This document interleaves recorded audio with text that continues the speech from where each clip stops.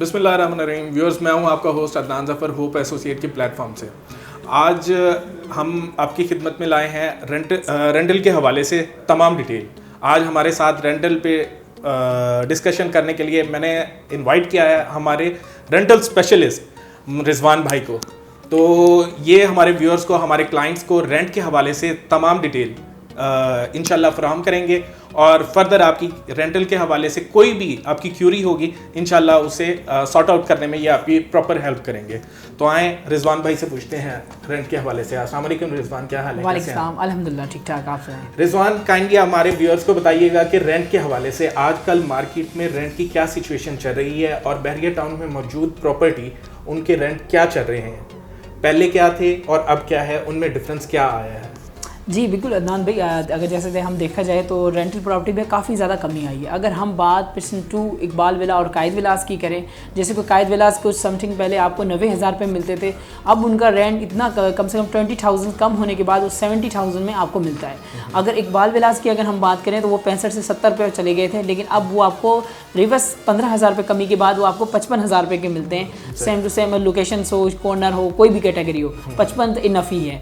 और अगर हम 10, 11 या अली ब्लॉक्स या 11B की अगर हम बात करें तो वो भी 60-65 तक पहुंच गया था 10 और 11। अब वहाँ पर भी आपको 50 से 55,000 रुपये में अच्छा विला मिल जाता है, नियर टू गैलरी आप कहें उसे। अगर 11B की नीचे की बात करें तो वो भी 45-48 तक पहुँचा था, लेकिन अब वहाँ से भी 8 से 9,000 रुपये कमी होने के बाद वो 40,000 तक पहुँच चुका है। इसी तरह अली ब्लॉक प्राइवेट विलास 125 गज़ के, उसकी भी काफ़ी डिमांड 55 तक चली गई थी, लेकिन अब वो भी आपको 45-48 तक अच्छे विलास मिल जाते हैं। अगर हम 27 और 31 को कंपेयर करें मेन डोर के हवाले से कि दूरी है, मार्केट नहीं है, तो स्पोर्ट्स सिटी विलास में अब मार्केट ओपन हो चुकी है, जिसकी वजह से रेंट बढ़ना चाहिए था, लेकिन अब वहाँ पर भी रेंट कमी आ गई। जब जहाँ पर कॉर्नर 70,000 में रेंट आउट हो रहे थे, अब वो 55,000 रुपये में आ गए। तो डे बाय डे रेंट पर प्रॉपर्टी जितनी भी है उसमें काफ़ी ज़्यादा कमी आई है। तो मैं अपने क्लाइंट्स को वही बताऊँगा कि आपकी जो भी प्रॉपर्टी है या आप रेंटल करना चाह रहे हैं, या कुछ काफ़ी सारी फैमिलीज़ जो कराची से मूव होकर यहाँ आना चाह रही हैं अपने रेंट पे रहने के लिए, उनके लिए एक बहुत अच्छा मौका है इस टाइम पर कि आप बहरिया टाउन कराची में आप इस चीज़ को बैन करें, आप लें और बहुत सस्ते घर और अच्छे घर, बड़े घरों में आप रह सकते हैं। जिस तरह से एक अवाम 2 बेड्स अपार्टमेंट को बहुत ज़्यादा फेवर करती है कराची की, उनके लिए भी गुड न्यूज़ है कि उसका भी रेंट में काफ़ी कमी हुई है।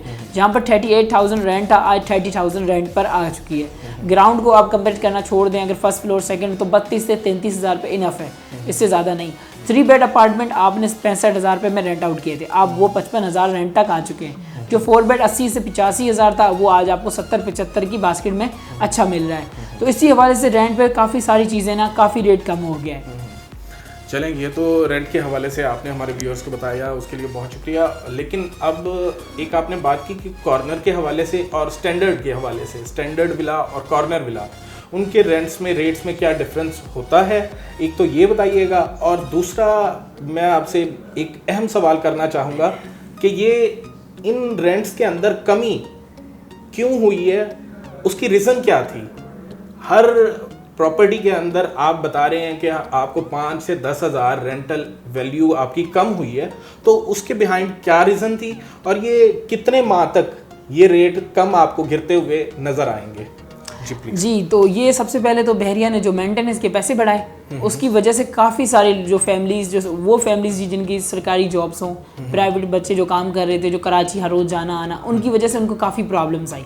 जैसे कि कायद और इकबाल तो बिल्कुल आसमान को छू रहे थे, इतने ज़्यादा रेट हो गए थे। जब से मेंटेनेंस के 5,000 7,000 और पानी का बिल जो लगा है, उसके बाद से ना लोग वापस मूव होना शुरू हो गए, जिसकी वजह से रेंट में काफ़ी कमी आई। और अगर बात करें हम कॉर्नर और कैटेगरी की, तो जो पहले कैटेगरी हम विलास लेने जाते थे, आम विलास हमें 60,000 रुपये मिलते थे। जो कॉर्नर होता था या पार्क फेस होता था या मार्केट के करीब था, उसके 10,000 ज़्यादा मांगते थे लोग कि हमारा विला है, रोड का है, ये है, वो कैटेगरी है। आज उस कैटेगरी को कोई नहीं देख रहा है, क्योंकि हर जगह पर आबादी ज़्यादा है, ट्रैफिक है, तो बच्चों को बाहर रोड पे नहीं छोड़ सकते, तो इस वजह से उसकी प्रॉपर्टी का थोड़ा सा रेट और कम हो गया है। जी, बहुत सही। और अब हमारे व्यूअर्स को काइंडली ये भी बता दें कि ये रेट जो है, ये कब तक मार्केट यहाँ तक इन रेटों पे स्टेबल रहेगी और प्रोसीजर क्या है? अगर कोई क्लाइंट आपसे प्रॉपर्टी लेता है रेंट के हवाले से, तो उसके लिए क्या क्या प्रोसीजर उसे प्रोसीड करना पड़ेंगे?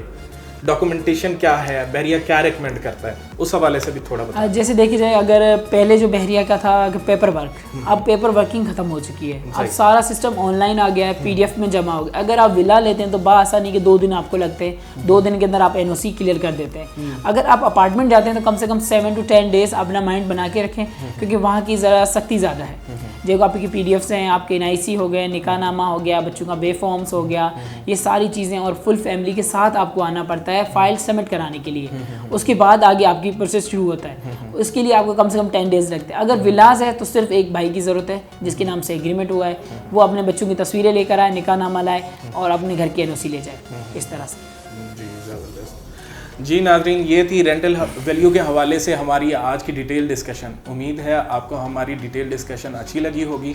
अगर फर्दर आपकी इस हवाले से कोई भी क्यूरी हो तो काइंडली स्क्रीन्स पे दिए गए नंबर्स पे ज़रूर रब्ता कीजिएगा। इसी के साथ हमें दीजिए इजाज़त। इंशाल्लाह नेक्स्ट वीडियो में ज़रूर मुलाकात होगी। अल्लाह हाफ़िज़, अल्लाह निगहबान।